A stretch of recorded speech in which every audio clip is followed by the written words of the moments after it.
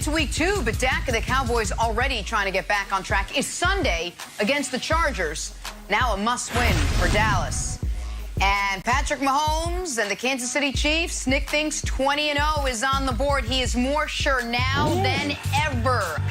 Good Friday morning, everyone. Welcome to First Things First alongside Nick Wright and Chris Broussard and Kevin Wildes. I'm Jenna Wolf. Is the bubbly on ice, Mr. Nick Wright? You got this thing all planned out already. You don't even have to watch the rest of the season. No. Bubbly's not yet on ice. But if they beat the Ravens, we're going to be putting a down payment on a few cases. We're going to get the process started, Jenna. Wow. All right, we will get to that. We got to start with a wild finish to Thursday Night Football. Giants Washington picked this up in the final seconds. Washington kicker Dustin Hopkins, a chance to win from 48. Oh, no! It sails wide right, and the Giants win! Oh, but hang on a second. Wait, no! D-tackle Dexter Lawrence jumped off sides on the field goal attempt, so Hopkins gets a second chance to redeem himself. That one was good from 43. He nailed it. Washington pulling it out. They get the win. Heartbreak for the Giants. They're now 0-2. A tough one to swallow for former, by the way, special teams coach Joe Judge. Obviously, something we don't want to have, something that's not acceptable. But look, we're not going to turn around and put this game on any one player or one play. There's enough things we can clean up as a team. We can play better going forward. So we're not going to go ahead and isolate one incident and say that's the difference in the game right there. So we got to make sure we do a lot of things better for 60 minutes. The New York Giants fans going from glory to glum in just seconds. Even though, look, Danny Dimes played pretty well. 249 passing yards, 95 rushing yards. More than Saquon Barkley, by the way. And a touchdown through the air and a touchdown on the ground. But, Nick, a brutal loss nonetheless. How do you think Giants fans feel this morning? Well, the good and the bad, right? The good is if Saquon continues to be limited by the injury, at least they know they have a very solid number 2 running back in Daniel Jones. The bad is their season's over. You can't start with these two teams in this fashion and lose the way they have and have any hope. Listen, there were only 4 teams on their schedule that when it came out, you're like, hey, we might have the better quarterback. 2 of them they've already played. They're 0-2. The other one is the game against Carolina and the game against Chicago, if Dalton were still playing, which he shouldn't be. That's week 17. And now when they play Washington again, if Heineke's still out there, they know we don't have the better quarterback. Now, Daniel Jones played one of the better games of his career yesterday, which is why it's such a shame for the Giants that they were not able to hold on and win. Remarkably, this was only the 6th game of his career. The 6th, where he didn't turn the ball over. They had been 4-1 in the previous 5. They are now 4-2. And after, when they had the opportunity to put this game on ice, after the Taylor Heineke one big mistake in a game he played awesome in, they couldn't pick up the 1 first down they needed. Kenny Galladay's on the sideline upset because he understood what that meant for their chances of winning. And so, no, I mean, if you're a Giants fan, Broussard, you're looking around, you're like, well, we're the worst team in what might end up being the worst division in the NFC. We're 0-2 with 2 of our softer games already having been played. Our season's done, and it's not yet the end of September. Well, I'll start nicely, Nick. You mentioned Daniel Jones, 6 games, no turnovers in his career. 4 of those 6 have been within his last 7 contests. So he's getting better. And like you said, he did play well last night. He was not the problem. Joe Judge was right in one thing he said in that press conference. It's not one play, and it's not one player that deserves the blame. All right, and I'm going to start here. How should Giants fans feel?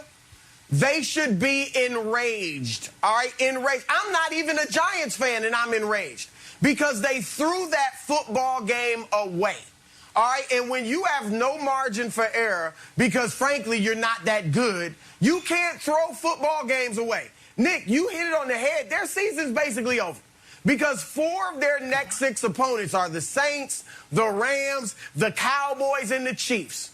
All right, those are L's. So they're going to be 2. At the best, they're going to be 2-6. And now it's, do we go with Danny Dimes in the future, or do we start looking at the college ranks for our quarterback? So they blew it.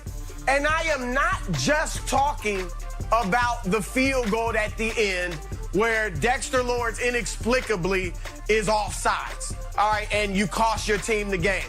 There was much more than that, and that's where I mentioned Joe Judge. How about Darius Slayton dropping a sure touchdown pass where there's not a defender in sight? All right, I get it, Danny Jones threw it a tad bit long, but you're a professional receiver. You got to catch that. All right, that would have been the ball game right there. But that wasn't it. Well, how do they follow that up? Well, Nate Soldier, false start. So you turn a 3rd and 5 into a 3rd and 10. And then the very next play, the other offensive tackle, Andrew Thomas, false start.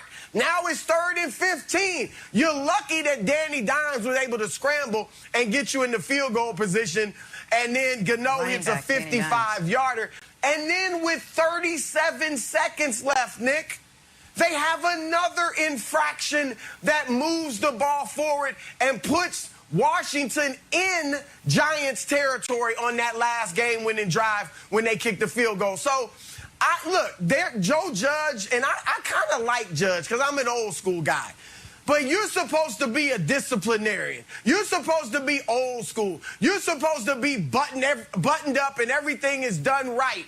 And you got 4 terrible penalties in the last 6 minutes that cost your team the game. That's why Giants fans, Wiles, should be enraged, because they gave it away and not just on the field goal.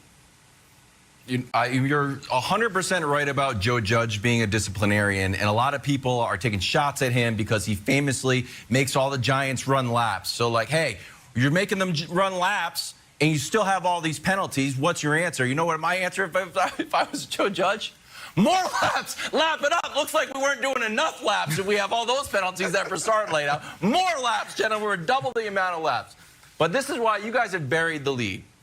Because earlier this week, in Nick's tears, he said, oh, Giants, worst team. And I'm sorry, moving around, the camera's going crazy. I'm enraged. Yeah. It said the Giants are the worst team of his tears. And you put him on Spencer Rattler watch, and Broussard said, yep, you got to start watching Oklahoma games, Giants. And guess what?